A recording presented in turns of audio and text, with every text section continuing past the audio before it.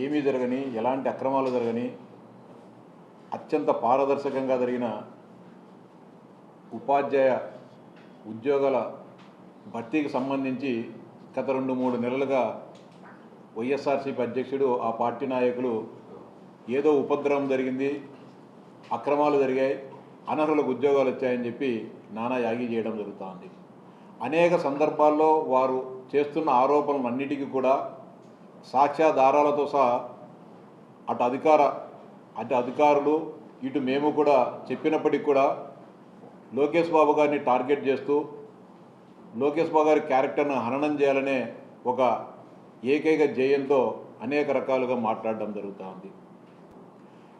ఒకవైపు డిఎస్సిది అలా మాట్లాడుతున్న పెద్దలు ఇటీవలనే అంటే జగన్మోహన్ రెడ్డి గారు 2019లో ముఖ్యమంత్రి అయినప్పటి నుంచి ఆయన దిగిపోయేటంత వరకు కూడా ఈ రాష్ట్రంలో జరిగిన 169 ఉద్యోగాలకు సంబంధించిన గ్రూప్ 1 పరీక్షలకు సంబంధించిన కుంభకోణం, అవినీతి, అరాచకం, ఆశ్రిత పక్షపాతం ఏ విధంగా జరిగిందో అనేది ప్రస్తుతం రాష్ట్ర ఉన్నత న్యాయస్థానం ప్రత్యక్ష పర్యవేక్షణలో సిట్ దర్యాప్తు చేయడం జరిగింది.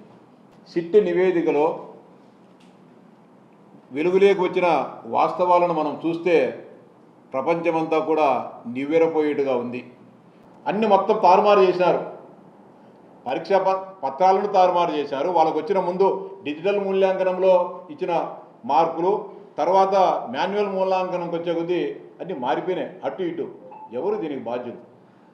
ఈ రాష్ట్ర భవిష్యత్తును కాపాడాల్సిన అత్యంత ఉన్నతమైన ఉద్యోగాలలో నియామకం చేయాల్సిన అధికారులను కేవలం రిక్షా దుక్కుండే వాళ్ళతో, ఎలక్ట్రీషియన్లతో, సెక్యూరిటీ గార్డుల్లో ఈ రాష్ట్ర భవిష్యత్తును పెట్టడానికి కారణం ఎవరు? జగన్మోహన్ రెడ్డిని ప్రశ్నిస్తా ఉన్నా. డిఎస్సీలో అక్రమాలను కప్పిపుచ్చేందుకు గ్రూప్ 1పై విషం. మేము పోయినామా కోర్టుకు మేము పోలే. జగన్మోహన్ రెడ్డి గారు ముఖ్యమంత్రిగా ఉన్న సమయంలోనే 2020లో ఎగ్జామ్ జరిగితే 2021లోనే 408 మంది ఏపీపీఎస్సీ రాసిన మెయిన్స్ రాసిన అభ్యర్థులు కోర్టుకు పోవడం జరిగింది. ఇక్కడ అన్యాయం జరుగుతూ ఉంది, నిబంధనలకు వ్యతిరేకంగా అన్నీ జరుగుతూ ఉన్నాయి. ఒకసారి డిజిటల్ మూల్యాంకనం చేశారు, మళ్ళీ రెండోసారి హాయ్లాండ్లో పేపర్లు పెట్టుకొని మళ్ళా మూల్యాంకనం చేయకూడదని నిబంధనలు ఉన్నా కూడా మళ్ళీ రీఇవాల్యుయేషన్ చేశారు. కేవలం రీకౌంటింగ్ అవకాశం ఉంటే రీఇవాల్యుయేషన్ చేశారు. మళ్ళీ గౌతమ్ సవాంగ్ గారు ఏపీపీఎస్సీ చైర్మన్ అయిన తర్వాత మళ్ళీ మూడోసారి ఏపీపీఎస్సీలో మళ్ళీ మూల్యాంకనం చేయడం జరిగింది 2022లో. అంటే 3 మాటలు. భారతదేశ చరిత్రలో ఏ కాంపిటేటివ్ ఎగ్జామ్స్లో కూడా ఇంత దుర్మార్గంగా పరీక్షలు నిర్వహించిన పని లేదు. ఇంకా ప్రొఫెసర్లు లేకుంటే పెద్ద ఉన్నత విద్యావంతులు కనీసం 10వ తరగతి పాస్ అవడం సరే, 0 అంటే స్పెల్లింగ్ చెప్తాడు. పరీక్ష పేపర్లు మనందరూ కూడా చదువుకునే పరీక్ష పేపర్లు దిద్దేటప్పుడు ఏం రాస్తారు? అంకెలు వేస్తారు. 1/10 మార్కులకు 1 మార్కు వచ్చే 1/10 అని వేస్తారు. 10కి 10 వచ్చే 10కి 10 వేస్తారు. 0 మార్కులు వచ్చే ఈ ప్రశ్న టోటల్ ఈ సమాధానం తప్పైనప్పుడు 0/10 వేస్తారు. అక్షరాలు రాయడు. ఈ మామూలుగా భారతదేశంలో అయితే నాకుండే పరిజ్ఞానం మేరకు అక్షరాలు ఎవడు రాయడు. 0 అని రాయాల్సింది ఆ పెద్ద మనిషి, ఆ ప్రొఫెసర్, ఏపీపీఎస్సీ ఎంపిక సీతారామాంజనేయులు గారు ఎంపిక చేసిన ప్రొఫెసర్ 0 అంటే జెడ్ఈఓగా జెడ్ఈఆర్ఓ అని రాశాడు. జెడ్ఏఆర్ఓ 0.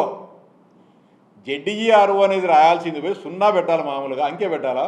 సరే, మేధావి ఎక్కువ చదువుకుంటాడు, 4-5 డిగ్రీలు చదివి ఉంటాడు కాబట్టి మేధావితనం ఎక్కువయ్యి 0 అని రాయాల. జెడ్ఈఆర్ఓ అని రాయాల్సిన స్పెల్లింగ్ జెడ్ఈఆర్ఓ అని రాయాల్సింది జెడ్ఏఆర్ఓ అని రాసినాడు. జారో. ఇది ఏపీపీఎస్సీ జవాబు పత్రాల మూల్యాంకనం జారో లాంటి మహా మేధావులు దుద్దడం జరిగింది. గ్రూప్ 1 ఇంటర్వ్యూలకు ఎంపికైన వారు, ఉద్యోగాలు పొందిన వారు అత్యంత ప్రతిభావంతులు. అంటే గ్రూప్ 1కి ఎంపికైన వాళ్ళు మీరు కోట్లాది రూపాయలు లంచాలు తీసుకొని పరీక్ష పాస్ చేసి ఉద్యోగాలు ఇచ్చే వాళ్ళు అత్యంత ప్రతిభావంతులు. 16,000 మంది టీచర్లు యనమలకు ఎద్దలకు పోయే వాళ్ళను వీళ్ళందరినీ సెలెక్ట్ చేసింది రాష్ట్ర ప్రభుత్వం విద్యాశాఖ. అంటే మీరు చేసిన ప్రతిభావంతులు. ఈ ఎన్డీఏ ప్రభుత్వం ఎంపిక చేసిన 16,000 మంది మాత్రం ప్రతిభావంతులు కాదా?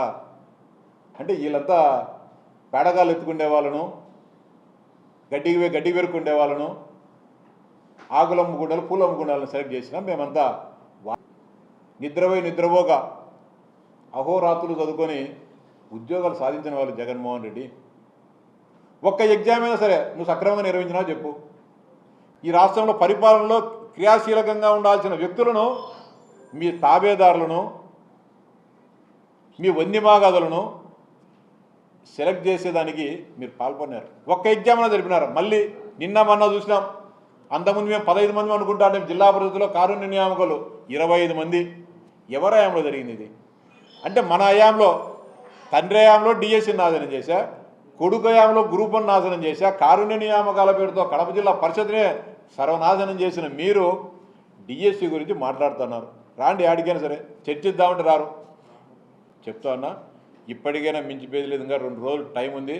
జగన్మోహన్ రెడ్డి గారు మనసు మార్చుకొని, మీరు 11 మంది ఉన్నా, ఒకరున్నా కూడా ప్రజల సమస్యలను ప్రభుత్వం దృష్టికి తీసుకోవాల్సిన బాధ్యత మీది. కాబట్టి గ్రూప్ 1 మీద చర్చిద్దాం, డిఎస్సి పైన చర్చిద్దాం, ఇంకా ఎల్లిండి పైన చర్చిద్దాం, ఈ రాష్ట్రంలో ఉండే జరుగుతున్న శాంతి భద్రతల సమస్య పైన చర్చిద్దాం.